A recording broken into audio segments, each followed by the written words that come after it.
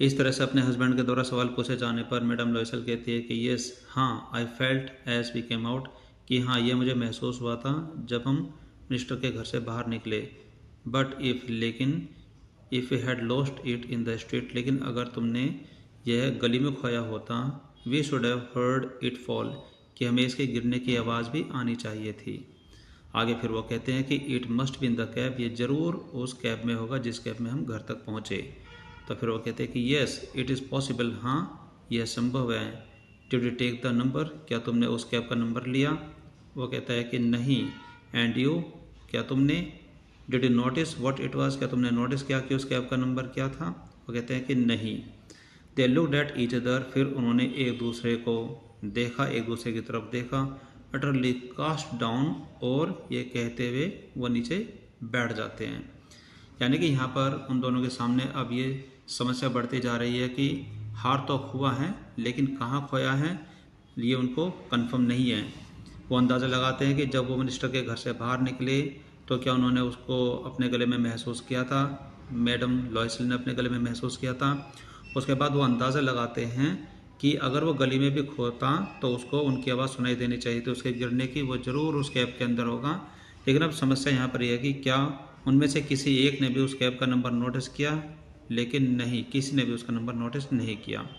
Finally और अंत में finally Loisel dressed himself again, mister Loisel ने फिर से कपड़े पहने और कहा, आई एम गोइंग, कि मैं जा रहा हूँ, he said, over the track, मैं उस ट्रैक पर जा रहा हूँ, यानी कि जहाँ पर वे रात को उस मिस्टर के घर से बाहर आने पर पैदल घूम रहे थे, उस ट्रैक पर जाने की वो बात कहते हुए कहते हैं कि I am going over the track, मैं ट्रैक पर जा रहा हूँ, where we went on foot, कि जहाँ पर हम पैदल चले थे, टू सी, वहाँ पर ये देखने के लिए, if I can find it, कि अगर ये मुझे वहाँ पर मिल जाए या अगर ये मुझे वहाँ पर मिल सकता है तो मैं उसको देखने के लिए वहाँ जा रहा हूँ।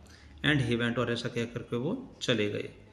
सी remained in her evening gown, और जो मैडम लॉयसल है वो अपने इवनिंग वाले गाउन, जो उसकी ड्रेस थी, जिस ड्रेस को पहनकर वो पार्टी में गई थी, वो उसी ड्रेस में रही।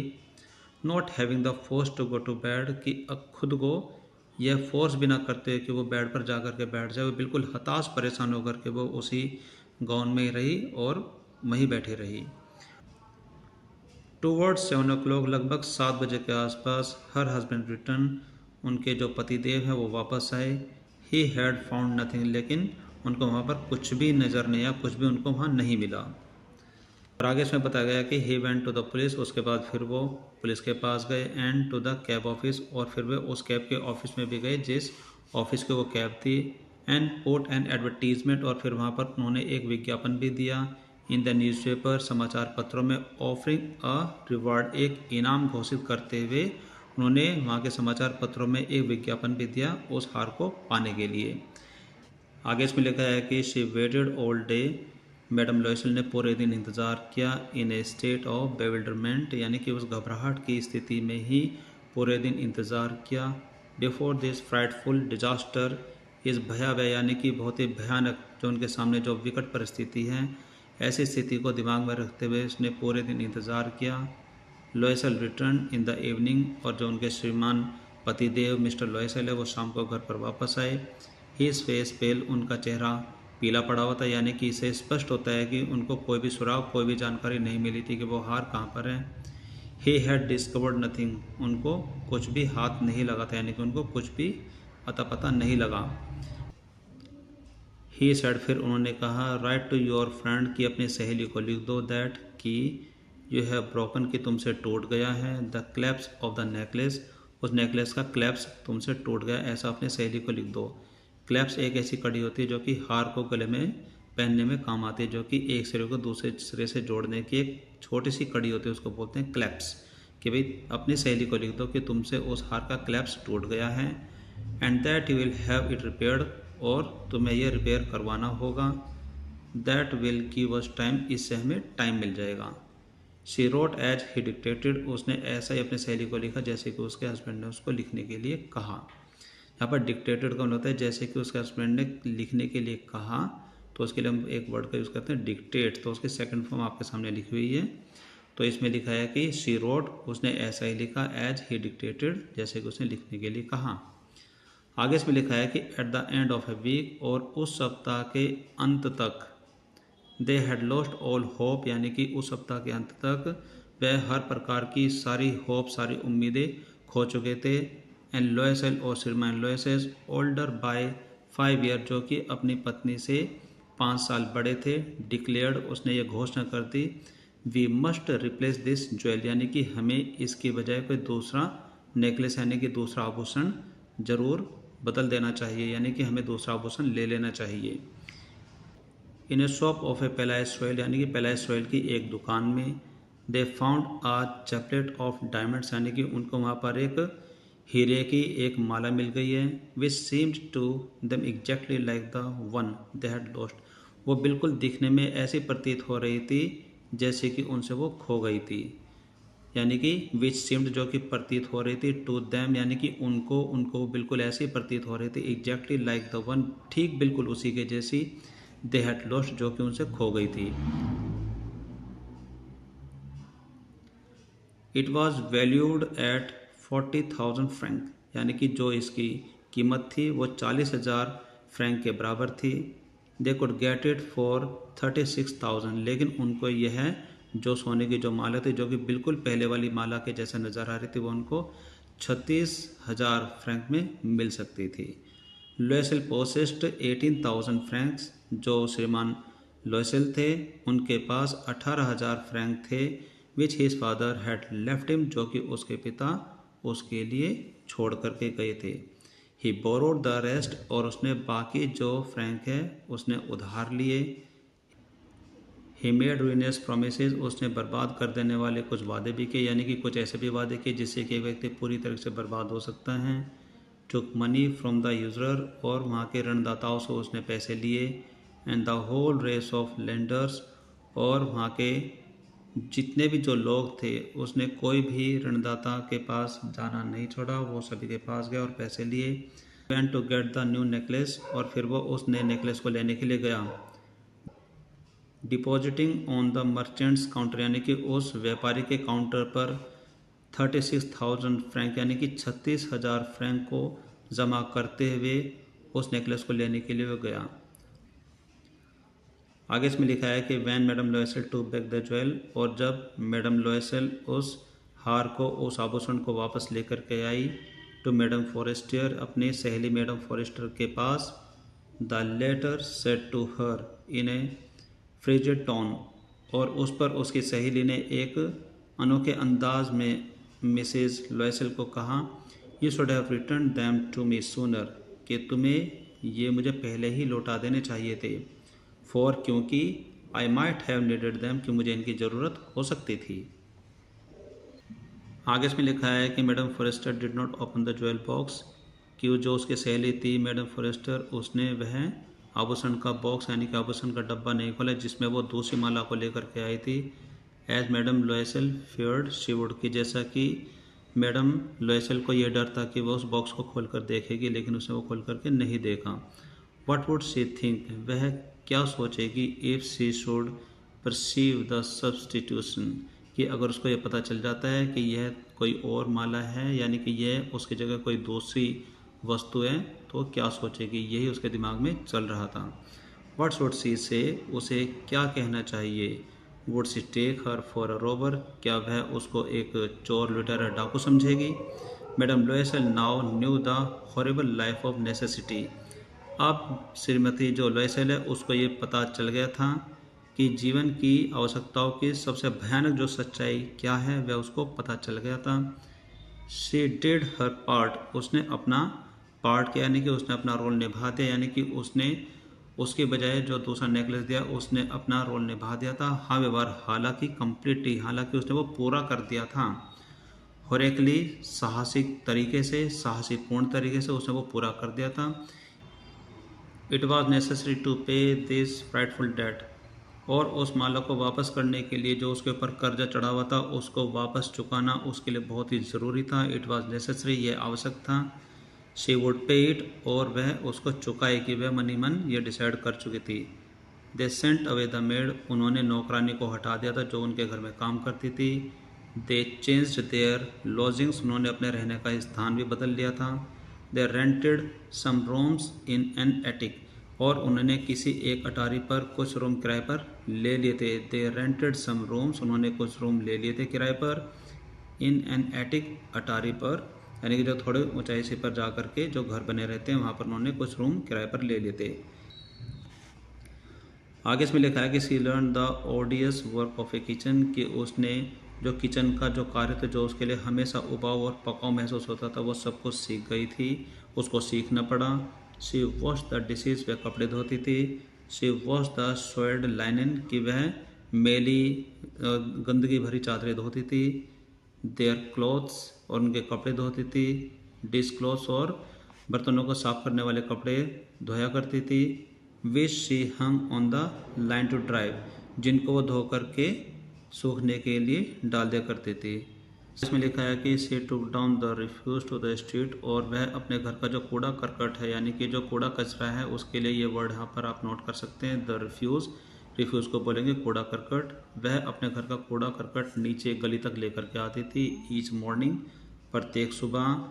And brought up water, and brought up the water, और वह नीचे से ऊपर तक पानी लेकर के भी जाती थी। स्टॉपिंग एट ईच लैंडिंग, और हर कदम पर रुकते हुए, यानी कि हर पैड़ी पर पैर रख करके रुकते हुए, जैसे कि पानी को लेकर के ऊपर जाती थी, हर कदम पर वो रुकते हुए। टू कैच हर ब्रेथ, अपनी सांसों को संभालते हुए वो पानी को लेकर के ऊपर जाती थी।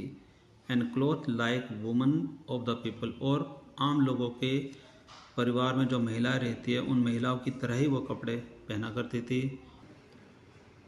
She went to the grocers and the butchers and the fruiterers, और वहाँ पर वह पंसारी की दुकान पर, मांस बेचने वाले की दुकान पर और फल बेचने वाली दुकान पर जाती थी। With her basket on her arm, अपने बाजू में एक टोकरी को लटकाए हुए।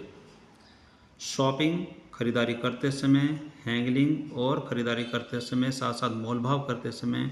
To the last show of her miserable money, जो भी उसके पास थोड़े बहुत कम मात्रा में पैसे होते थे उसके अंतिम सिक्के तक वह दुकानदारों से मोल भाव करते हुए शॉपिंग करती थी। और आगे इसमें लिखा है कि द हस्बैंड वर्कड इवनिंग, और जो उसके पति थे वो शाम को भी काम करते थे। Putting the books of some merchants in order, वहाँ पर जो व्यापारी की कुछ लेन देन की जो किताबें थी, लेन देन की जो बही खाते थे उनको व्यवस्थित करने का कार्य वो करते थे। एंड नाइट्स, और रात को भी काम करते थे। ही ऑफन डिड कॉपिंग, और वह प्रतिलिपि तैयार करने का कार्य करते थे, यानी कि एट 5 सौज ए पेज, एक पेज की कीमत 5 सौज हुआ करती थी, उसकी दर से वो रात को कॉपिंग करने का कार्य करते थे, यानी कि प्रतिलिपि तैयार करते थे।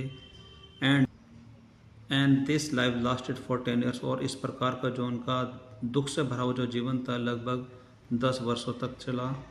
Eight the end of 10 years, और 10 वर्षों के अंत में, दे हैड रिस्टोर्ड ऑल, कि उन्होंने अपना सारा कर्ज चुका दिया था। आगे इसमें बताया गया कि मैडम लॉयसेल सिम्ड नाउ, कि 10 वर्षों के बाद जो मैडम लॉयसेल है वो अब कुछ बूढ़ी महिलाओं की तरह नज़र आने लगी थी। She had become a strong, लेकिन वो कठोर महिला बन चुकी थी। हार्ड, कठोर, और हार्ड यानी कि बहुत ही कठोर और मजबूत महिला बन चुकी थी। The crude woman of poor house hold, और घर के कार्य करते करते वह एक फूहड़ महिला की तरह बन चुकी थी।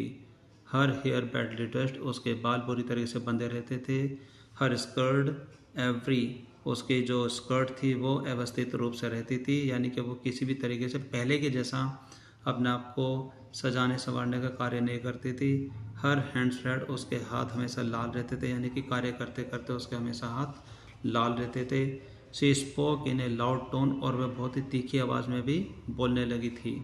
And washed the floor with large pail of water, और वहाँ पर वो फर्श धोया करते थे, यानी कि फर्श धोने का भी वो कार्य करते थे।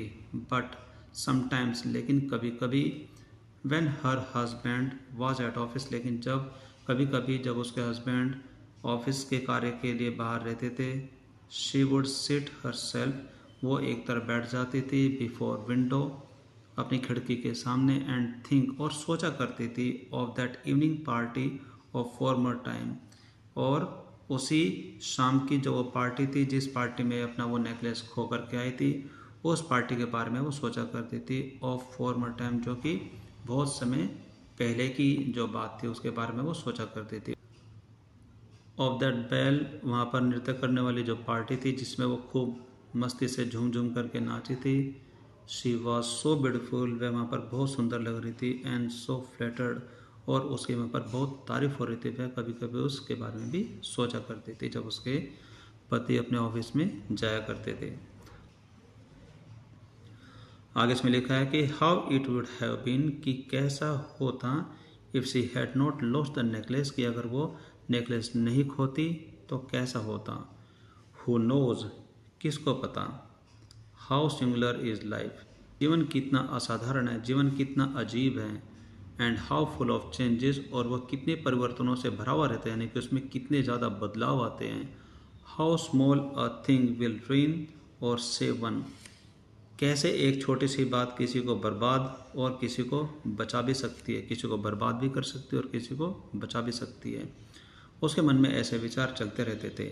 और आगे इसमें लिखा है कि वन संडे, एक रविवार की बात है, as she was taking a walk in the Champs Elysees, जब वह चैम्प्स एलिसीज में थोड़ा टहल रही थी, थोड़ा घूम रही थी। To rid herself of the cares of the week, अपने सप्ताह भर की थकान को भुलाने के लिए, थकान से छुटकारा पाने के लिए वह वहाँ पर थोड़ा घूम रही थी, थोड़ा टहल रही थी। She suddenly perceived a woman, अचानक उसने वहाँ पर एक महिला को देखा। वॉकिंग विद ए चाइल्ड, एक बच्चे के साथ घूमते हुए। इट वॉज मैडम फॉरेस्टर, वह तो उसकी सहेली थी। मैडम फॉरेस्टर स्टिल यंग, लेकिन वो अभी भी जवान थी। स्टिल प्रीटी, वो अभी भी सुंदर थी। स्टिल अट्रैक्टिव, वो अभी भी आकर्षक थी। मैडम लोएसल वॉज अफेक्टेड, यह देख करके मैडम लोएसल बहुत ही प्रभावित हुई, उसको बहुत ही महसूस हुआ। Should she speak to her, अब अपने मन में सोच रहे कि क्या उसे उससे बात करनी चाहिए। तो उसने निर्णय किया कि यस सर्टेनली, बिल्कुल उसे उससे बात करनी चाहिए। And now that she had paid, she would tell her all, कि अब वो ये भी बता दे कि हाँ अब उसने वो सारे पैसे चुका दिए हैं। And she would tell her all, अब वो उसको सारी बात बता देगी। वाई नॉट, क्यों नहीं, यानी कि अपनी सहेली को वहाँ पर देखते हुए उसके मन में यह है कि क्या उससे उसको बात करनी चाहिए। जी हाँ, अब तो उसने उसके सारे पैसे भी चुका दिए हैं और अब वो उसको सारी बात बता देगी कि उस शाम को उस पार्टी में क्या हुआ था। ये सब सोचते हुए सी अप्रोच्ड हर, वह उसके पास पहुंची। सी अप्रोच्ड हर, वह उसके पास पहुंची और कहा गुड मॉर्निंग जेनी। उसने, जैसे कि वो अपने सहेली को पहले पुकारा करती थी जेनी बोल करके, उसने उसको बोला good morning Jeanne. Her friend did not recognize her, लेकिन उसकी सहेली ने उसको नहीं पहचाना। And was astonished to be, और वो बहुत ही ज़्यादा हैरान हो गई थी। To be so familiarly addressed by this common personage, एक मामूली इंसान की तरफ से इतने फेमिलियर तरीके से पुकारे जाने पर वो बहुत ज़्यादा हैरान हो गई थी, बहुत ज़्यादा आश्चर्यचकित हो गई थी, जिसके लिए यहाँ पर एक वर्ड लिखा है एस्टोनिश्ड। आगे इसमें लिखा है सिस्टमर्ड, यह सब सुन करके वे थोड़ी घबराई हुई आवाज़ में बोलती है but madam I don't know you, लेकिन श्रीमती जी, मैडम मैं आपको नहीं जानती। I don't know you, you must be mistaken, तुम्हें ज़रूर कोई गलती हुई है, यानी कि आपसे कोई गलती हुई है, मैं वो नहीं हूँ जिससे कि आप बात करना चाहते हैं। फिर आगे से जवाब मिलता है, मिसेज लॉयसल बोलती है कि नो आई एम मैटिल्डा लॉयसल, नहीं मैं मैटिल्डा लॉयसल हूँ। हर friend uttered a cry of astonishment, और वो बड़ी हैरानी से उसकी सहेली मिसेज फॉरेस्टर बहुत ही हैरानी से चिल्लाते हुए कहती है ओह माय पुअर मैटिल्डा, ओ मेरी प्यारी मैटिल्डा, मेरी बेचारी Matilda, how have you change, तुम कैसे बदल गई हो, तुम इतनी अलग कैसे नज़र आ रही हो, तुम कैसे बदल गई हो। आगे मैडम लॉयसल कहती है कि यस हाँ, I have had some hard days since I saw you, कि जब से मैंने तुम्हें देखा था, जब से मेरी ज़िंदगी में बहुत ही मुश्किल भरे दिन बीते हैं। एंड सम मिजरेबल वंस, और बहुत ही दयनीय दिन भी बीते हैं। And all because of you, और ये सब तुम्हारी ही वजह से होगा। Because of me, how is that. अब यहाँ पर यह बात सुन करके मिसिज फॉरेस्टर बहुत ही ज़्यादा हैरान हो जाते हैं और कहती है कि मेरी वजह से, because of me, how is that, लेकिन ऐसे कैसे।